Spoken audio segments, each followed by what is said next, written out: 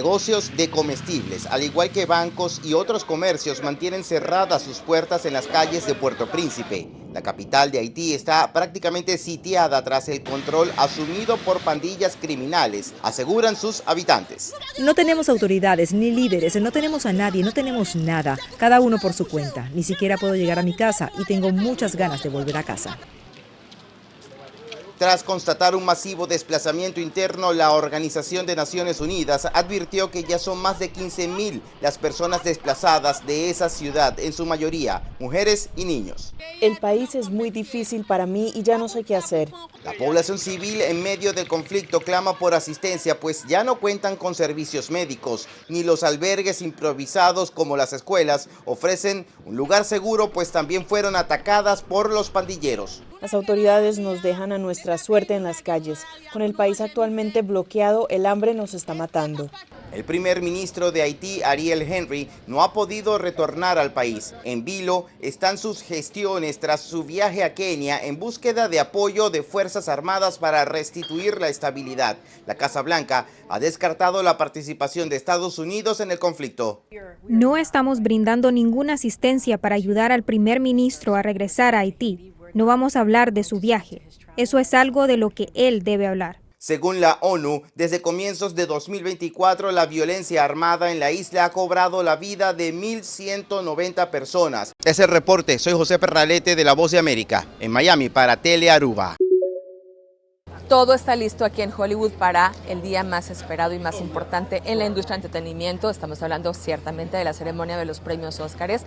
Fue hace poco más de una semana que comenzaron todos los preparativos para que ciertamente pues todas las celebridades que caminen por esta alfombra roja pues se vean como verdaderas estrellas, sobre todo aquellas que por primera vez van a sentir todos los nervios de ser nominadas por primera ocasión. Estamos refiriendo a una América Ferrera o también alguien que bueno ya es veterano, como en el caso de Bradley Cooper, quien tiene 12 nominaciones pero nunca se ha llevado la estatuilla. Ojalá que pueda romper el hechizo este próximo domingo.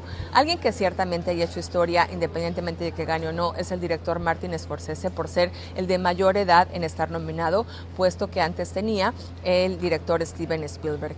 Y bueno, como les digo, la ceremonia, lo que se anticipa es que sea pues todo el glamour que siempre ha distinguido a Hollywood, pero también muchas risas, mucha música, una gran producción, y que, por ejemplo, actrices como Emma Stone puede entrar a un selecto grupo de actrices menores de 35 años en tener 2 estatuillas si es que llegara a ganar el domingo. En ese círculo se encuentra Jodie Foster, quien sabemos también está nominada, pero hay que decirlo, todo esto no sería posible sin todo el trabajo de decenas de personas antes, durante y después de la ceremonia para que todo regrese al mismo lugar.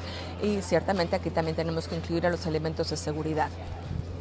El Departamento de Policía de Los Ángeles ha dicho que están conscientes y han recibido notificaciones de que se puedan dar posibles protestas de grupos en contra de la guerra. Han dicho que van a respetar su derecho a manifestarse, pero que tiene que ser de manera pacífica. Así que vamos a estar muy pendientes de cómo se desarrolla justamente el día más importante para la industria del entretenimiento. California, Mariana García Villalobos para Telearuba.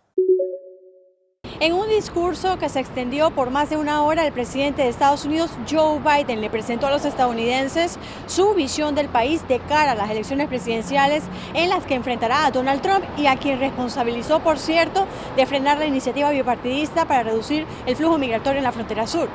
Sin mencionar a Trump por su nombre, Biden se refirió a él como su predecesor en 13 ocasiones para marcar una diferencia frente a lo que piensa del exmandatario sobre algunos temas de interés, como el control de la venta de fusiles de asalto por el que aboga Biden.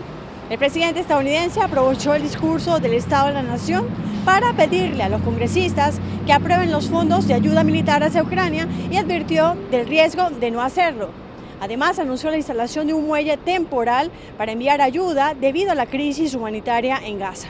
También el mandatario aseguró que seguirá luchando por los derechos reproductivos de las mujeres y lamentó las leyes restrictivas que han impuesto algunos estados luego de que la Corte Suprema declaró inconstitucional Roe vs. Wade.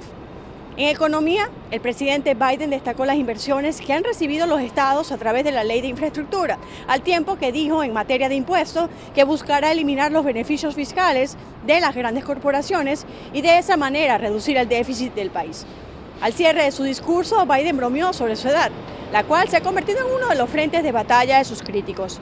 La réplica en español del Partido Republicano ante el discurso del presidente estuvo a cargo de la congresista por el estado de Texas, Mónica de la Cruz, quien criticó el manejo de la migración durante la administración Biden. Desde Washington, Sofía Pisani de La Voz de América para Telearuba. Un avión de aerolínea de United Airlines ha salido del Aeropuerto Internacional de San Francisco con 235 pasajeros dirección para Japón. Pero Saki no ha llegado a su destinación, ya que en el momento que el avión alantazuela, Taira queda atrás. La autoridad ha reportado que no tiene un herido. Al lograr aterrizar exitosamente en la LAX, donde ha transferido pasajeros para un otro avión. La Administración Federal de Aviación ha informado que el caso está bajo investigación. Para Noticia, Mita Fabiola Hernández.